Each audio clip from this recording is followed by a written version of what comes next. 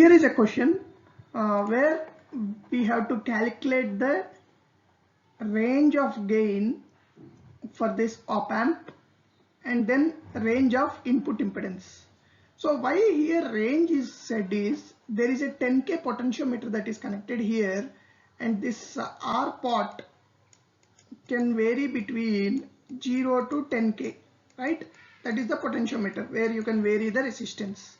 Okay, so when this potentiometer is varied between 0 to 10K, what is the gain range, and then what is the input impedance range that need to be calculated? So first one, let us target gain.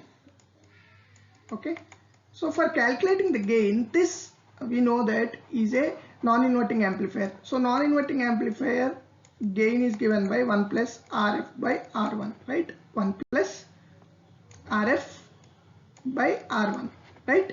So now R1 we know is nothing but 2.2K, which is here, and then RF, let us divide RF into two parts, RF1, RF2, two scenarios basically, where when RP is 0 and RP is 10K. When RP is 0, that means this is 0, RF1 is 3.3K, okay, and when this pot is set to 10K, 10K plus 3.3K, so RF becomes 13.3K, right? So the range, gain range depends on the feedback resistor variation between 3.3K and 13K. So as RF is lesser, the gain will reduce, right? So let us consider the first scenario, 1 plus 3.3K when pot is 0 by 2.2K. So this is the gain, right? So that means this comes around 1.5, which is 2.5. And then when RF is considered as 13.3K, 1 plus 13.3K by 2.2K, right? 2.2K is the input resistance. So this comes around 7.045. So that means for a given potentiometer in the feedback loop, which is varying between 0 to 4K, the gain varies between 2.5 to 7.045. So this is one step. And then let us calculate the input impedance. So input impedance of this particular op amp is nothing but, if you say it as RINP, is nothing but the impedance between these terminals, the negative and the inverting and non-inverting terminals, which we can call as R input impedance, which will be given in the op amp data sheet, plus the effective resistance seen because of the input resistance and the feedback resistance. That means R1 parallel to RF.